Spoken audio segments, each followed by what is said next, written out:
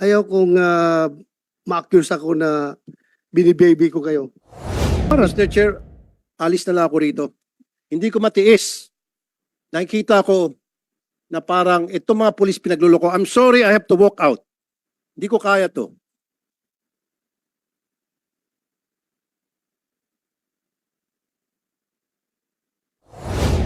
Hindi ko lang matanggap-tanggap, for the record,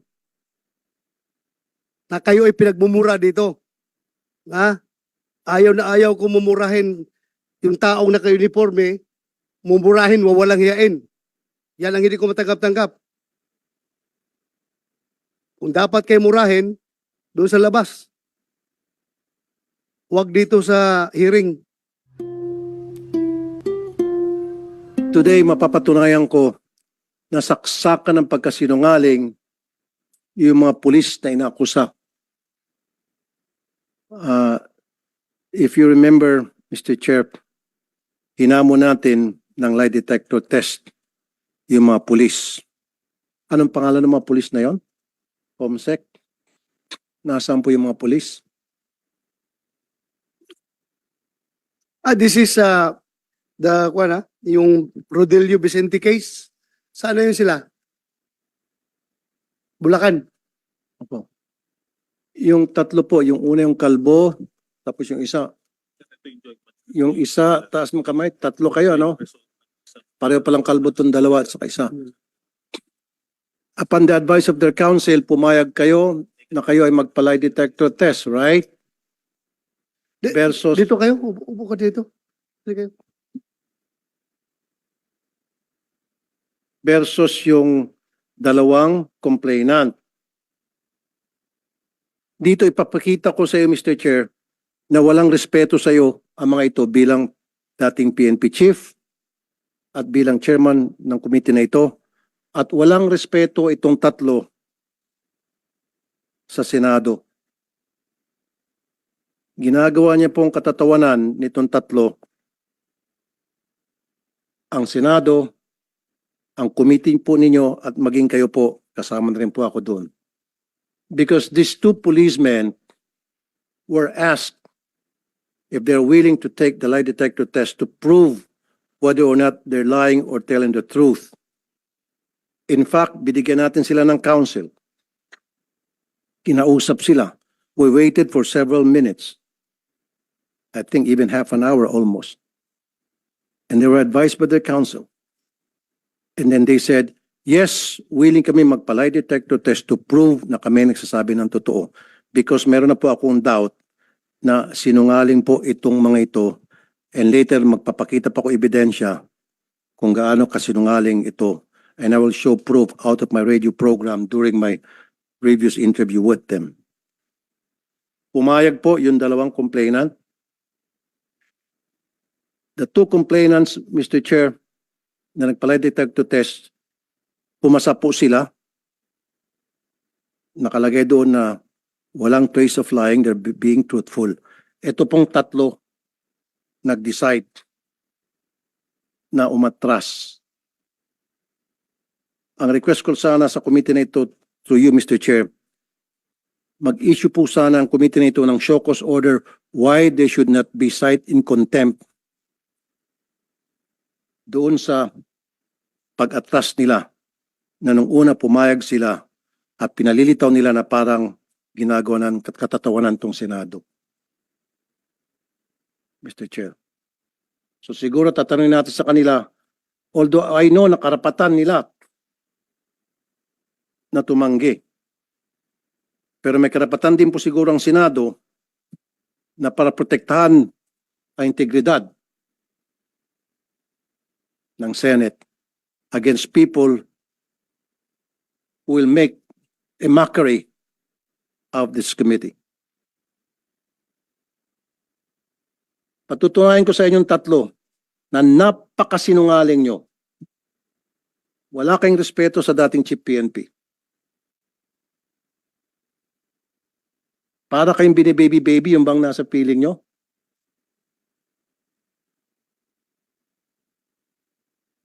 At modus operandi na ng tatlong, gusto ko na mapamura, Mr. Chair, Meron pa ako mga testigo na modus operandi na nitong tatlo na pumasok ng bahay ng may bahay ng walang dalang warrant base lamang sa sabi ng asset at mang-aresto ng kung sino-sinong taong gusto nila. And wearing bonnets, not wearing proper uniform. Ang masama kasi nito, kinukonsinti.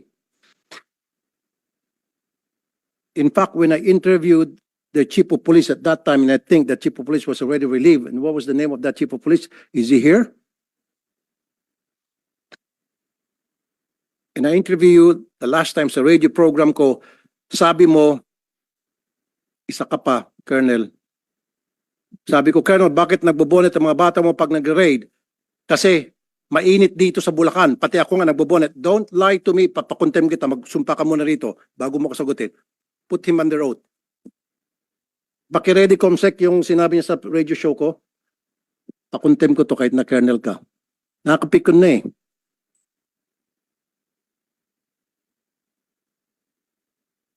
Hindi po ako papayag na for so many years, for decades, nakikita ko po kung paanong apihin ng mga abusadong pulis ang mamalit nating kababayan. Although hindi naman po lahat ng pulis abusado, I have so many friends in the PNP na napakabait. Barkada ko for so many years, just like you, Mr. Chair. Pero merong ilan tulad ng mga ito, ng mga bulok na itlog sa PNP, ang siya nagsisira sa imahe ng napakaganda na ginagawa ng kapulisan natin. Dahil sa gravity ng inyong kasalanan, yung magandang imahe na na-built ng mga kasama ninyo for so many years pinaghirapan, nawa-wipe out sa isang iglap dahil sa katarantaduhan ninyo. Now, Colonel, can we put him under oath? Yes, Kumsek, kindly administer the oath.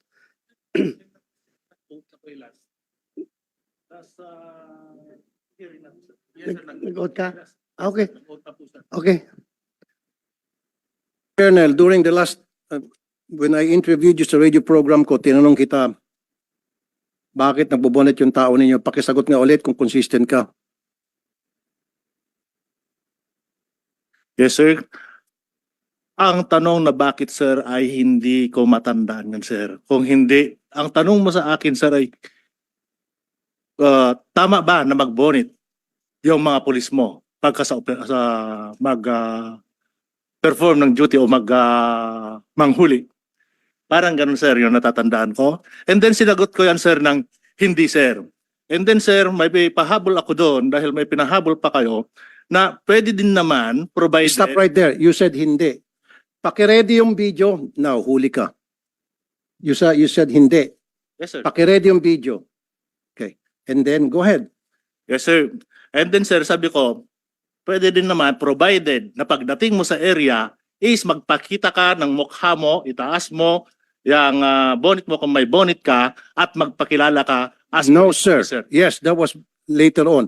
Pero ang una mong sinabi, mainit kasi sa Bulacan, kaya nagbobonet kayo, maging ikaw, nagbobonet ka nga. Yun yung straight answer mo. And then, dumugtong ako ng tanong, saka sumagot, masama kung nakataas, kung nakababa, dapat nakataas. Dapat, Colonel, ang diretsong sagot agad mo doon, bawal ang bonnet, stop na, wala nang mainit. At ako nga nagbobonet. Ginagawa mong kengkoy ang PNP. Do not use the word mainit, kaya ka magbobonet. Anong kinalaman ng mainit na panahon? Wait, Colonel. Anong kinalaman ng mainit na panahon sa pagsuot ng bonnet? That's what you said. Are you denying it? Na you said na mainit? No, sir. You deny Mayroon akong naaalala Hindi, na sinabi you denying it? na mainit. Let's sir. play the video. Oh, sabi mo mainit. Yes, sir. Mayroon, sir, akong word na mainit pero hindi ganyan ang pagkasabi ko, sir. Gusto mo i-play kong video? Hayaan niyo po muna sana ako. Hindi, gusto mo i-play kong video. Yes, sir. Pero gusto ko pong sagutin before ahead. niyo po i-play para po hindi po ako mangungopya sa video. No? Sige. Kung sinasabi niyo, sir. Noong tawagan niyo po ako ay actually ako'y nagpunta sa isang barangay na kung saan tayo ay Before you continue. Before you makina- continue, sandali lang. Colonel Polonio. Sir? Hipi ka pa ngayon doon o na-relieve ka na? Sir, nakabalik po ako, sir.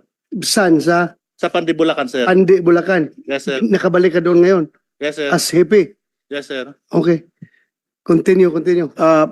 nandito bang kataas-taasan sa PNP? Bakit nakabalik tong taon to? Sinong PD? PD ng Bulacan. Sagutin mo ang tanong ni Senator Tulfo. Bakit niyo binalik doon? Nakapag-out ka na? Out ka na? Tapos na? Okay. Okay, but Ah, continue, please. Colonel. Yeah. Please. Yes, sir.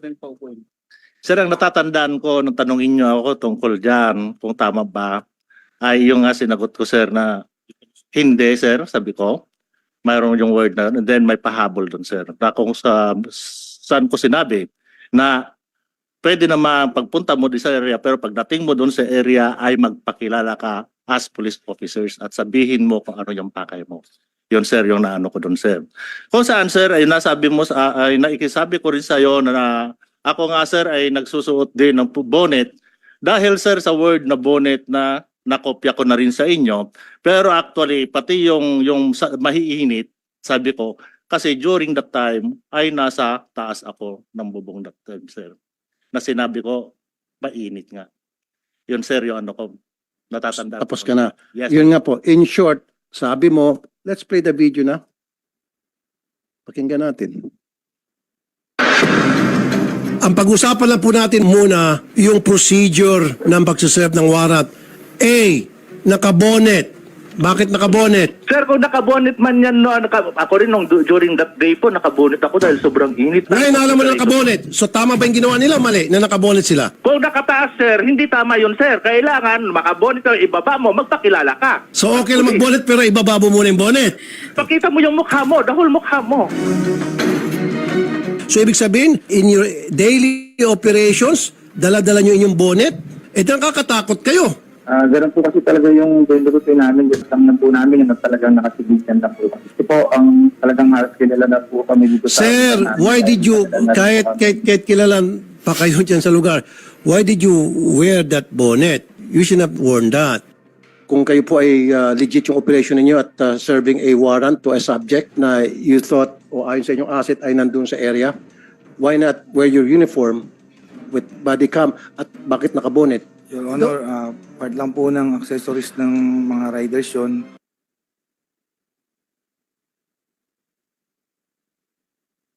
So yun, you use the word mainit. Now, Mr. Chair, tumanggi sila, first things first, yung request ko po sana, baka pwedeng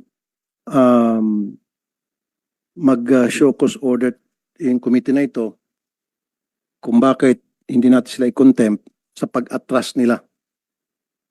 So there's a motion from Senator Tulfo that we require these 3 policemen to show cause why they will not be cited in contempt by this committee.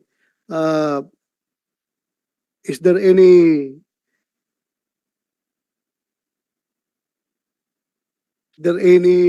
objection? Hearing none, but before I roll the motion, I was given the 1 minute suspension.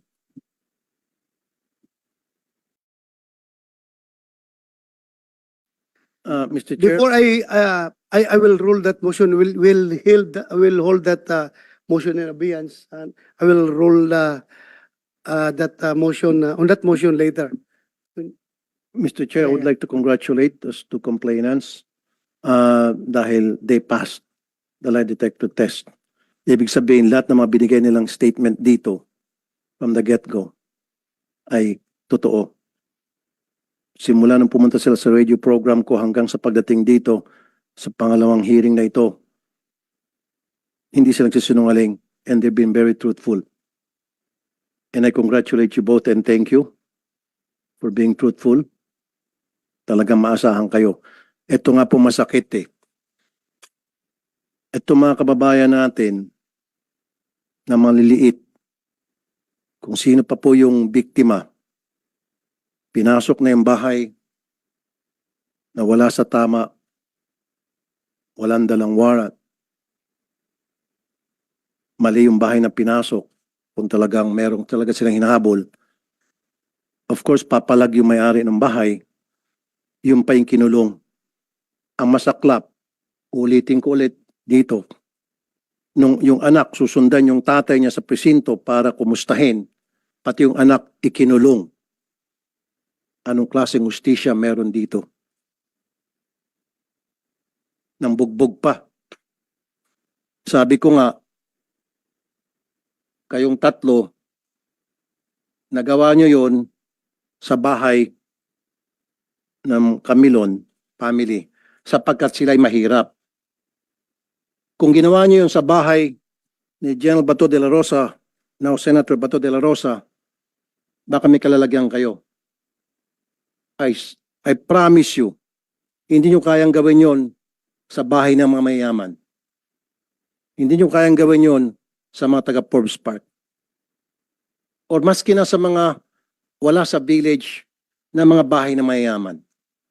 Hindi nyo kayang gawin yon. Look at me when I'm talking to you, please. Ikaw, just look at me. Huwag ka matakot, hindi kita kakain, hindi ako kumakain ng tao. Ang tapang-tapang mo, pag pobreng kaharap mo, pero pag sa akin, hindi ka makatingin. Duwag ka pala. Napakaduwag mo. Ang kaya mo lang mga pobre. Titigan mo pa siguro hanggang sa matuna, pero pag kaharap mo ako, takot ka. Bagbuntot mo. Subukan nyo gawin yun sa mga bahay ng mga mayaman. Hindi. Baka naratat na kayo. Nagagawa nyo yun sapagkat alam nyo walang kalaban-laban mga yan. And I have witnesses na dati nyo nang ginagawa pala yan. At kinukonsinti kayo na inyong chief of police. Pinasibak ko, ibinalik. Anong klaseng hustisya meron tayo sa Pilipinas? Pag pulis ang may kasalanan, binibaby-baby. Pero pag ordinaryong maliit na mamamayan natin, agad-agad nakukulong. Pag minalas-malas, sinasalvage pa. O matatagpuan na ng patay at nagbigti kuno. Bakit ganito ang hustisya sa atin? Pag pulis, nagtatakipan, nakakalusot. Pag pobreng kababayan natin, nakukulong agad. Yung mga karapatan, tablado. Nabubugbog pa. Ngayon, nasibak nga itong si Chief of Police dahil sa mga lapses na binanggit ko, ibinalik. Siguro, Mr. Chair, patawag natin si Chief PNP sa next hearing kung pwede, Mr. Chair. Yes, we will do that, Senator Tulfo. Well, andito yung nagbalik, yung provincial director. Can we hear from you, provincial director? Bakit yung binalik? Sir, good afternoon. Naibalik namin, sir, based doon sa appreciation namin doon sa investigation that yung participation niya lang is yung sa radio interview na sinabi niya nga na nakabonet. So, with that, sir, yung appreciation namin, wala naman siyang kinalaman doon sa nangyari doon sa ground, kundi yung lang ang interview. So, ibinilik namin, sir. Yun lang yung recommendation namin, sir. And it was approved by the regional director, sir. Then, pwede ba natin patawag regional director? Alam niyo ibig sabihin ng command responsibility, ano po? You understand that, right? Yes, sir. So, under the command of responsibility, may pananugutan ito sapagkat pinapayagan niya ang kanya mga tao na palaging pag nag-raid ng bahay ay nakasibilyan at nakabonet at walang suot na body cam. So how's that for a command responsibility? Colonel Relly Arnedo, sir. Sir, ulitin ko, sir, yung investigation namin kasi, yung presence of the police doon sa area is to validate the information. No, sir, pakisagot lang po yung tinatawag na command responsibility. Yung estilo ng kanya mga bata under his command, these three people, these three policemen, kapag nagsiserve ng warrant, nakasibilyan, nakabonet, nakachinelas. Your Honor, Senator Tulfo, hindi pa pala ito nakapag-oath. Comsec, please administer the oath. Yes, sir. Sir, Before we continue. kindly stand up, please. Please raise your right hand. Do you swear to tell the truth, the whole truth, and nothing but the truth in this investigation, sir? Thank you, sir. Please take your seat. Colonel, ulitin ko. Mga pulis ninyo, nag-raid ng bahay, nakasibilyan, nakabonet, walang body cam. May lapses doon. Ngayon, sino ang boss nila? Sino ang superior nila? Of course, the chief of police, sir. Exactly. So doon ba sa mga binanggit ko, may pagkukulang bang mga pulis doon? May lapses ba doon? Sir, kung yung pagpunta nila doon, sir, is not part on the procedure, No, yung bawal yun, procedure sir, po, bawal. yung procedure na sila ay nakabonet, walang body cam, nakasibilyan, hindi man lang nakasuot ng tsapa na pulis, kahit na sabihin natin wala ng warrant, at least man lang may ID na makikita na pulis sila. Kaya nga nagkaroon ng komosyon eh. Kasi akala ng Camilon family, mga akyat bahay. But anyway, so yung procedure na yon, was the procedure violated? Yes or no lang? No, sir, no, sir. The procedure wasn't violated? Yes, sir, yes. Pwede mag-raid nung walang body cam? Depende, sir, kasi hindi raid yung pinuntahan, sir. Kaya mag-serve ng warrant, walang body cam, okay lang na nakabonet? Pwede, sir, kung covert operation kasi yun, sir, yung nakita namin doon sa report. It is not a covert operation. They are trying to serve a warrant, Colonel Arnedo. Sir, walang warrant nung pumunta sila doon, sir. Based doon sa... So wala silang warrant. Yes, sir. Okay, bingo. Nung last hearing, sabi niya walang warrant. Sinabi dito na merong warrant, na walang warrant. So kung walang warrant, you're saying it's a covert operation, but they're insisting, napahinga sila ng puntong hiringa. Wait a minute, Colonel, let me finish. Huli ka na. Baka pati ikaw, paparelieve ko. Yes, sir. Makinig ka.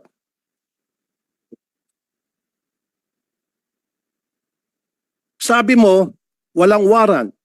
Nung last hearing, merong warrant. Makinig ka. No, Colonel. Ulitin ko, for the end time. Ngayon, lumabas sa bibig mo. Huli ka, Balbon, sabi pa nga ng mga netizen. Sabi mo, walang warrant because it was a covert operation. Ang sabi nila di sa hearing, matatanda mo, Chief Senator Bato, may dala silang warrant and they were serving that warrant. In fact, wala silang search warrant pero meron, wag ka muna sumagot. Sir, sir. Wala silang Wala, warrant sir. dahil merong tipster. That's why they don't need the search warrant anymore. The warrant will surface because, andito pa nga dito si Attorney Bernardo, because at that time, merong witness or asset na nagsasabi nandyan sa loob ang kanilang hinahanap na suspect na isa-serve nila ng warrant. Do you remember that, Attorney? Kaya nga nagkaroon tayo ng konting discussion between search warrant and warrant of arrest. Yes, Sabi nila there's a warrant of arrest but no search warrant is needed because merong nga witness na nagsasabing nandoon yung suspect. Opo, Your Honor. Narinig ko po na sinabi ng mga taong ito na nagsaserve sila ng warrant of arrest. Kaya ang sabi ko nga, dapat sumunod doon sa Supreme Court issuance sa dapat naka-body worn camera po. Narinig mo, Colonel Arnedo. Ngayon, galing sa bibig mo, walang warrant at covert operation. Hindi kayo tumutugma-tugma. Dito may kita, Mr. Chair, na napakasinungaling kasama na si PD, Chief of Police at itong tatlong alipores nila. You see, Colonel, you're a bad example of the PNP. Your Honor, Senator Tulfo, klaruin mo natin. Yes. May warrant o wala? Sir, may warrant, sir. Pero Oh. yung sinasabi ko, sir, nagbabalidate nga doon sa sir, yung Chief Intel, walang dalang doon, pero nagbabalidate nga. Pero But meron there's a existing warrant. warrant yung subject. Mayroon, sir. Hindi Meron lang pa. nila bit-bit yung Yes, warrant. sir. Yun ang ibig kong sabihin, sir, na hindi lang nabitbit yung warrant because they are validating Chief Intel po yung nandun, sir. So, klaruhin natin, covered ng warrant yung Yes, subject na hinahanap nila. Yes, sir. Hindi lang nila Warrant. bit-bit yung papel. Yes, sir. Oh, klaruhin mo Then, pag... walang warrant, dapat di kayo pumasok. Sir, actually, sir, hindi sila pumasok, sir. Sorry, Hindi sila pumasok. sorry po, Chief. Doon pa lang nagkaroon inconsistencies. I'm sorry, Chief. Yes. Parang nabibaby to eh. The way I look at it. Parang nabibaby na naman to eh. Nakakawala na naman to eh. Huli ko na sana to eh. Nakakawala na ulit. Sinabi mo walang warrant. Sinabi na nga mismo ni Attorney Bernardo, sabi ng mga pulis mo meron. Tapos ngayon sinasabi mo wala. Sinabi ng mga pulis mo nandito, dala nila yung warrant. They were there, here. Dala nila yung warrant. Ngayon sinabi mo walang warrant, pero nung i-baby ka, sabi mo, Klaruhin ko lang, Senator Tulfo, hindi ko binibaby itong Sorry. mga tao na ito, ha? Kahit na mga dati ko itong mga tauhan, Alam mo na, nakita mo naman kung ako yung gagalit dito sa kalukuhan nila. Ako lang, I'm just trying to explain na kami sa PNP, kapag nag-operate kami, lalong-lalo na pagkilala yung mga operatives, number one, we allow them to use bonnet para hindi sila makilala. Pero yun nga, pag serve na yung warrant, dapat mayroong uniform personnel na kasama.